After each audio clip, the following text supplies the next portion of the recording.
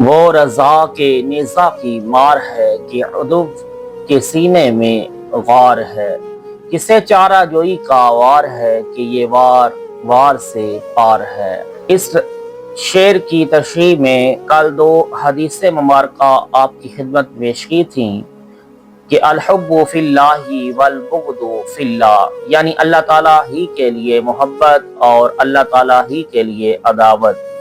اور دوسری میں حضرت اکرم صلی اللہ علیہ وآلہ وسلم فرماتے ہیں جس نے اللہ تعالیٰ کے لیے محبت کی اور اللہ تعالیٰ کے لیے دشمنی کی اور اللہ تعالیٰ کے لیے دیا اور اللہ تعالیٰ کے لیے روکا، بے شک اس نے اپنا ایمان مکمل کر لیا۔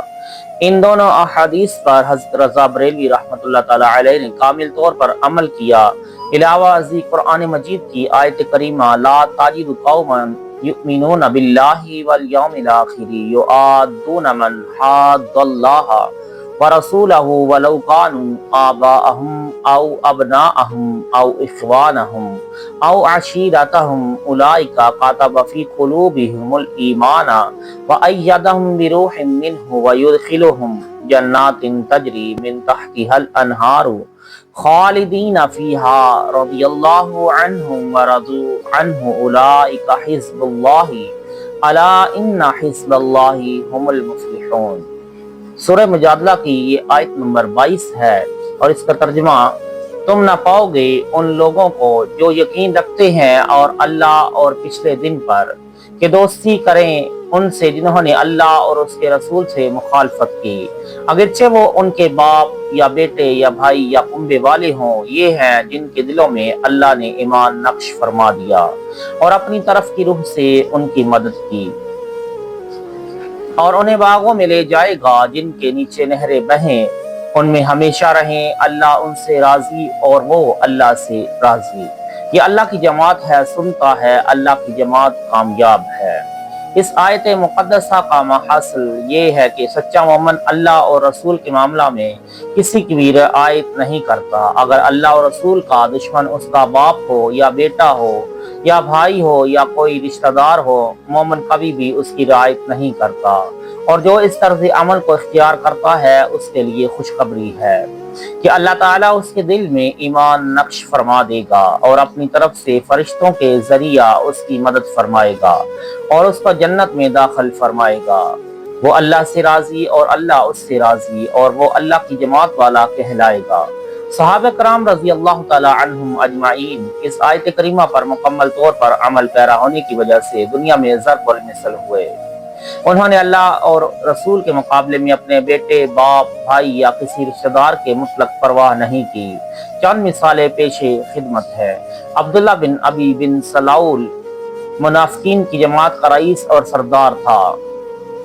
اس کے بیٹے کا نام بھی عبداللہ تھا، لیکن حضرت عبداللہ رضی اللہ تعالی عنہ مخلص مومن اور حضور صلی اللہ علیہ وآلہ وسلم کے سچے عاشق تھے۔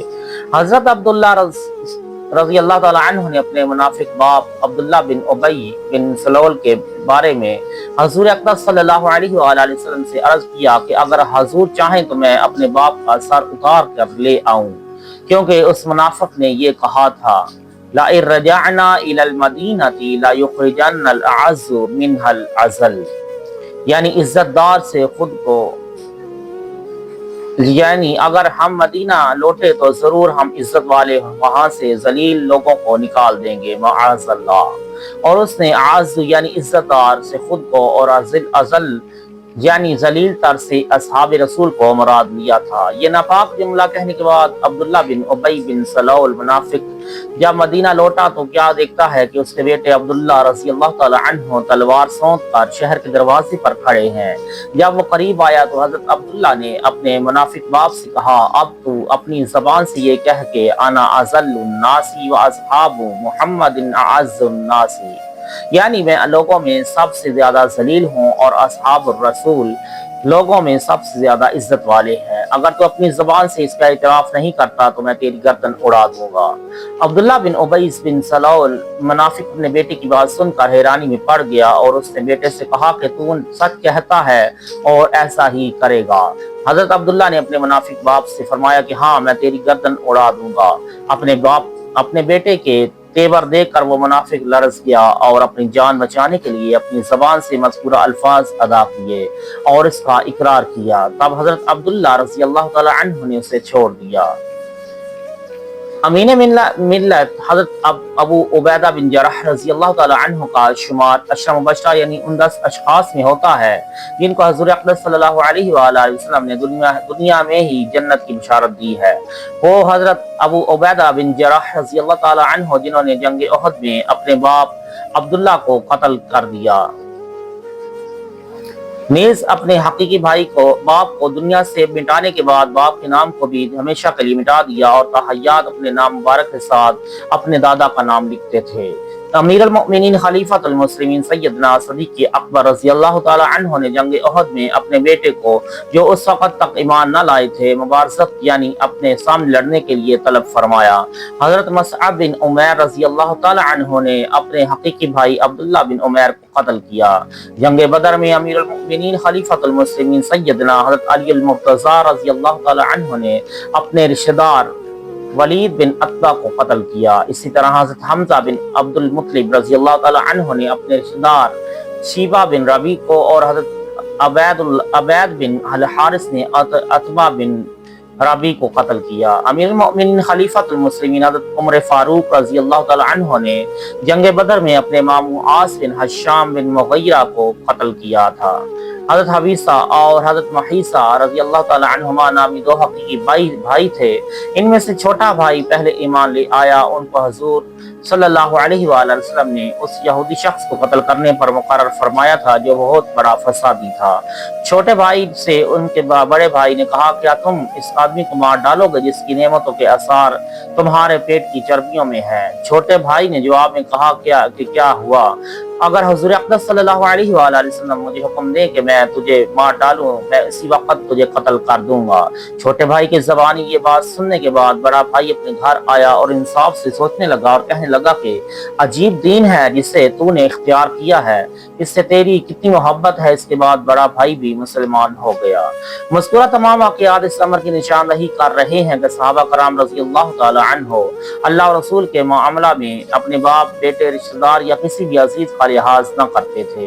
हज़रत रज़ा बरेलवी ने सहाबा कराम के नक्शे कदम पर चलकर सूरह मुजादला शरीफ की मज़कूरा आयत मुक़द्दसा पर कामिल तौर पर अमल किया, बल्कि इस आयत को अपनी जिंदगी का दस्तूर अमर बनाया और अलल ऐलान ललकारते हुए फरमाया, शिर्क ठहरे जिससे मैं ताज़ीम हबीब शिर्क ठहरे जिसमें ताज़ीम हबीब, इस बुरे मजहब पे लानत कीजिए।